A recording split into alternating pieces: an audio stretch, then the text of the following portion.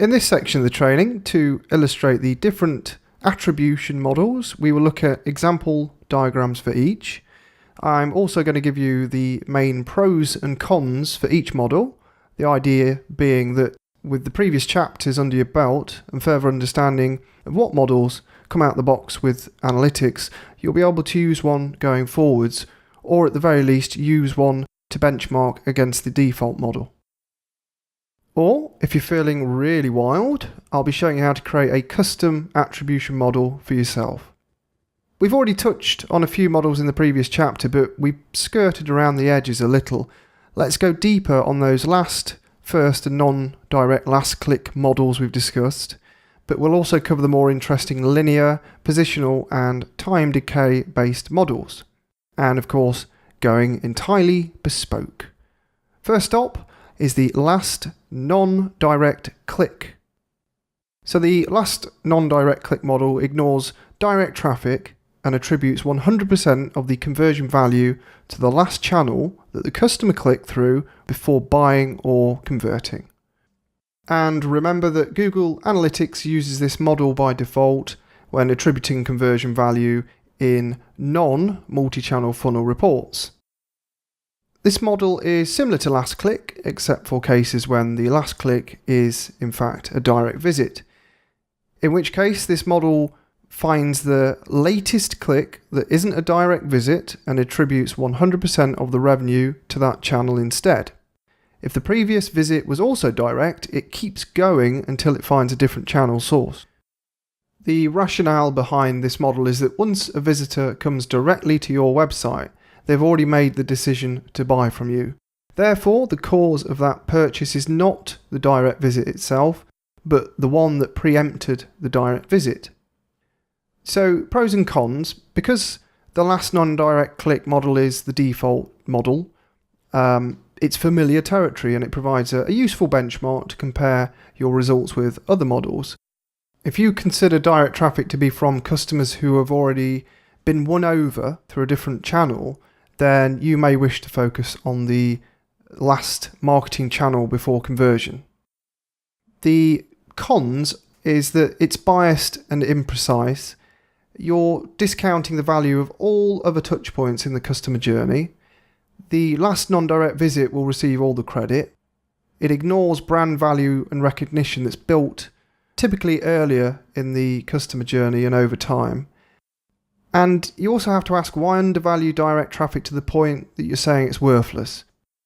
And as I've mentioned several times now, a big caveat to be aware of is this model is also the irritating reason why none of your standard Google Analytics reports match your multi-channel funnel reports.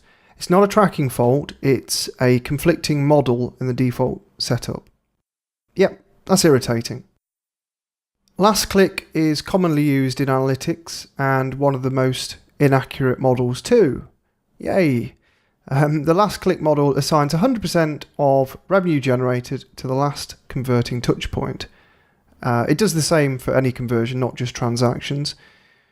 It's not very exciting, and the pros and cons are quite straightforward really. It's familiar, it's simple to set up, it works for marketers who are solely focused on driving conversions, and if non-converting actions hold little to no value at all for your business, then a last touch model can be effective when it comes to an attribution strategy. Against last click is that it completely ignores influencers on the path to conversion. It means that direct traffic gets most of the fame, in essence, and it reduces the value of other channels and essentially blinds you to their worth and their value. If your conversion paths are very short, i.e. most people convert on first touch, which, let's face it, is quite rare, then you could argue that the case is there for last click, but the emphasis should be you could argue, not that you should. First click, a bit like last click, but in reverse or upside down. Whichever way you look at it, it's the polar opposite. 100% of the conversion value goes to the very first visit to your website prior to any conversion.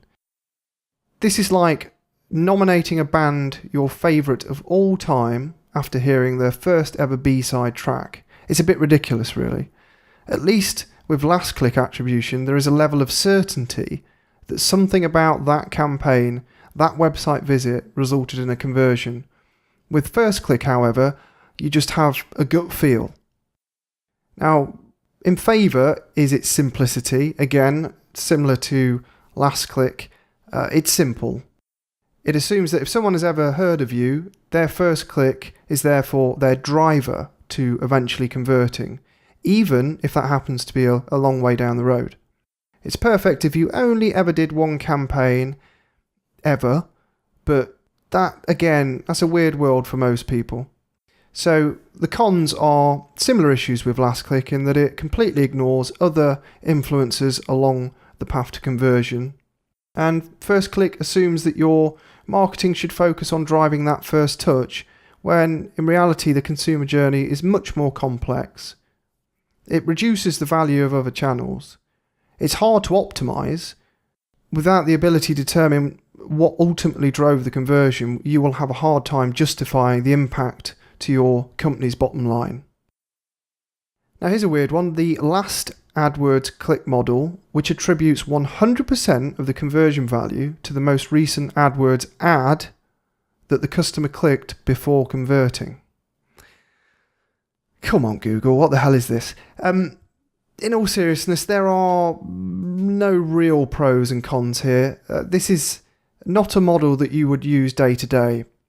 There is one key reason for this model to exist, and that's to isolate your Google paid search to identify and credit the AdWords ad that closed the most conversions. Consider it an extra layer of AdWords diagnosis. But even then you have the AdWords type option in the model report, which it arguably does a better job than the last AdWord click report anyway.